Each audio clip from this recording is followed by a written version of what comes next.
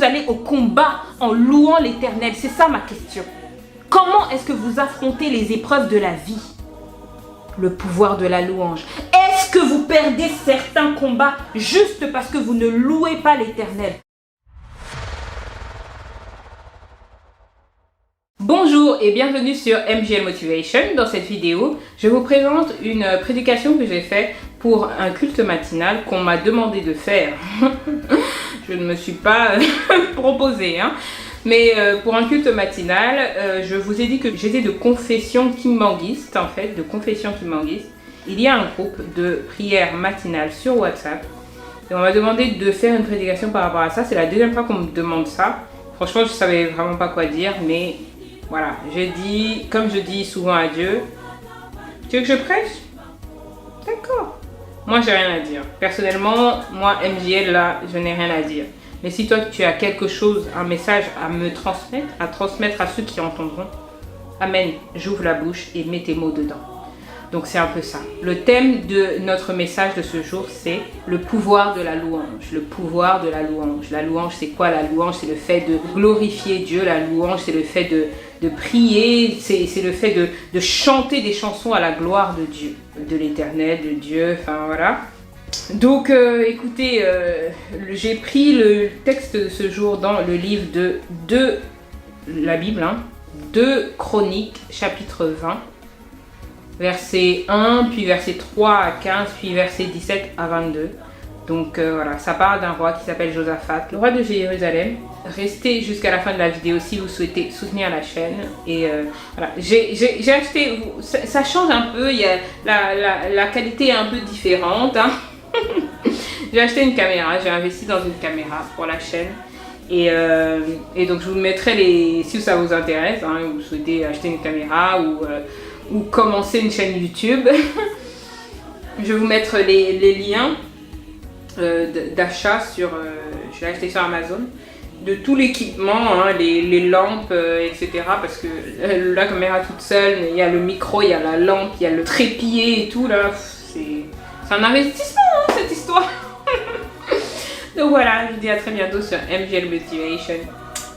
Au moment où ils ont commencé à louer l'Éternel, Dieu les a délivrés. Dieu leur a donné la victoire quand ils ont commencé à louer l'Éternel. Le thème de notre prédication de ce jour, c'est le pouvoir de la louange. J'avais regardé une prédication où un pasteur disait que certaines personnes pensent qu'on loue l'Éternel parce qu'on est émotif ou parce que c'est culturel, enfin voilà, on est des noirs, enfin voilà. Non, on loue l'Éternel. Quand je loue l'Éternel, je sais que tout ce qui vient contre moi est vaincu.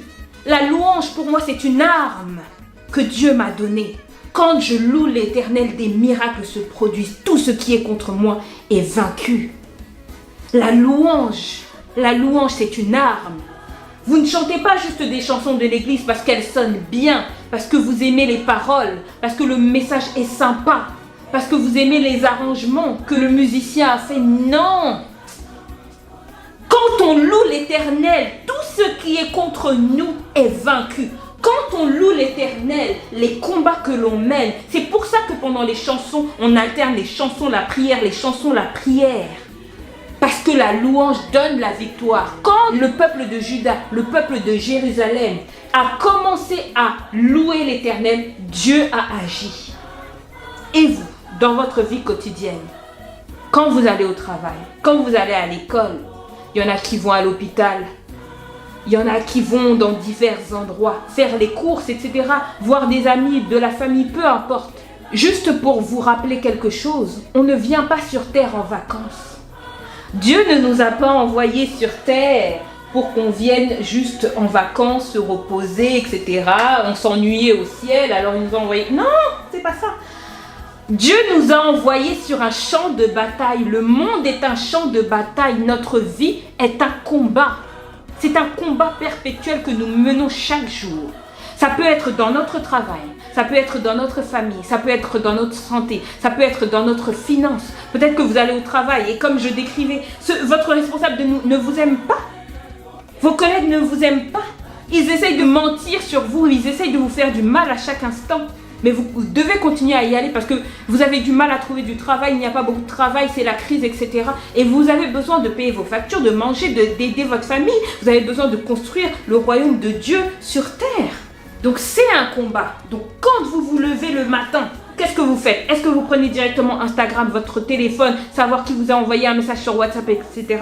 Ou est-ce que vous mettez les genoux à terre? Est-ce que vous priez?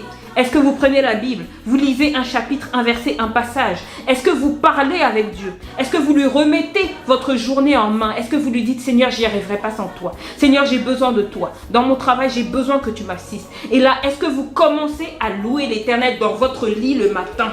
Quand vous finissez de vous préparer, quand vous vous préparez, quand vous faites, je ne sais pas, vous vous brossez les dents, etc., vous vous habillez. Est-ce que vous entendez, vous écoutez des prédications?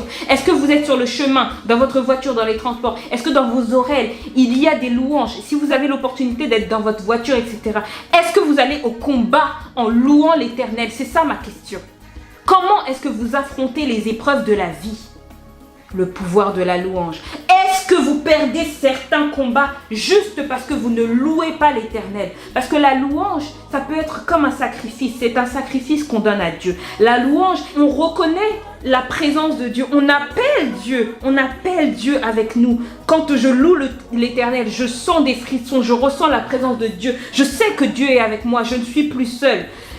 Quand je loue l'Éternel, troisièmement, je reconnais que tout ce qui est contre moi est vaincu. Il y a des combats qui arrivent. C'est comme s'il y a Dieu, comme Josaphat, il nous donne la victoire quand on loue l'Éternel sur certains combats. La louange, la victoire s'acquiert avec la louange. Peut-être que vous perdez certains combats car vous ne louez pas Dieu. Car peut-être que c'est dur au travail car vous ne louez pas assez Dieu le matin en vous réveillant.